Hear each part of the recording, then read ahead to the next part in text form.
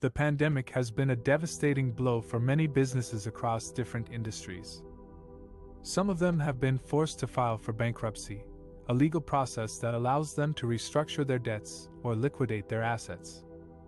Bankruptcy can help businesses survive a financial crisis, but it can also lead to permanent closure or loss of control. According to U.S.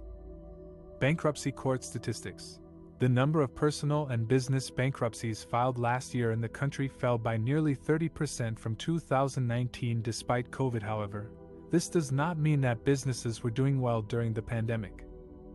Many small businesses simply shut down without going to court, while some large corporations filed for bankruptcy in multiple districts or subsidiaries. One of the hardest hit sectors was retail, which faced a sharp decline in consumer spending, store closures, supply chain disruptions, and online competition. Some iconic retailers that filed for bankruptcy during the pandemic include J.Crew, Neiman Marcus, J.C. Penney, Brooks Brothers, Sur La Table, and Century. Some of them were able to emerge from bankruptcy with new owners or reduced debt, while others went out of business or became online-only brands. Another sector that suffered from the pandemic was real estate, especially commercial real estate. Many landlords and tenants struggled to pay their rents or mortgages as offices, hotels, malls, and restaurants became empty or restricted.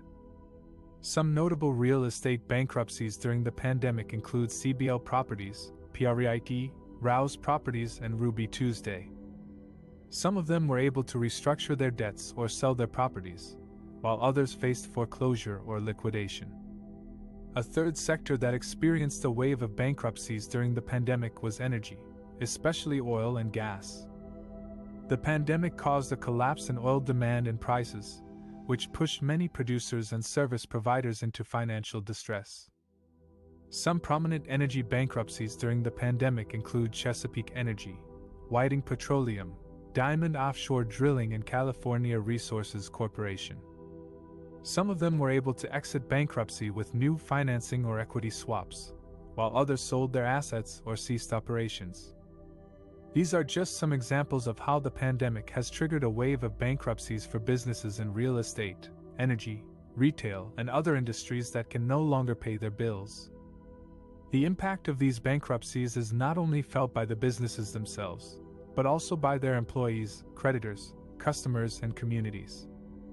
The pandemic has exposed the fragility and vulnerability of many businesses that were already struggling before the crisis. It has also raised questions about the future of these industries and the role of bankruptcy as a tool for recovery or restructuring. The future of work is not a distant scenario. It is happening here and now, and it is driven by the rapid and relentless pace of technology change. Technology is transforming every aspect of work, from the tasks we perform, to the skills we need, to the way we collaborate and communicate.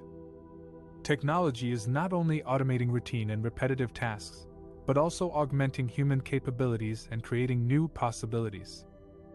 For example, artificial intelligence can help us analyze large amounts of data, generate insights, and make better decisions. Virtual reality can help us simulate complex scenarios, train workers, and enhance customer experiences. Cloud computing can help us access information and applications from anywhere, anytime. Technology is also reshaping the demand and supply of labor. On one hand, technology is creating new jobs that require new skills, such as data scientists, software engineers, and cybersecurity analysts. On the other hand, technology is rendering some jobs obsolete or less valuable, such as clerks, cashiers, and drivers.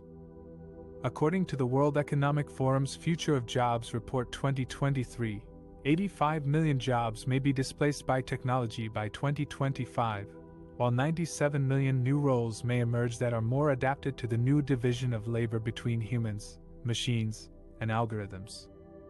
Technology is also enabling new ways to access and supply labor. Platforms such as Upwork, Uber, and Etsy allow workers to offer their services online, on demand, and across geographic boundaries. These platforms give workers more flexibility and autonomy, but also more uncertainty and risk.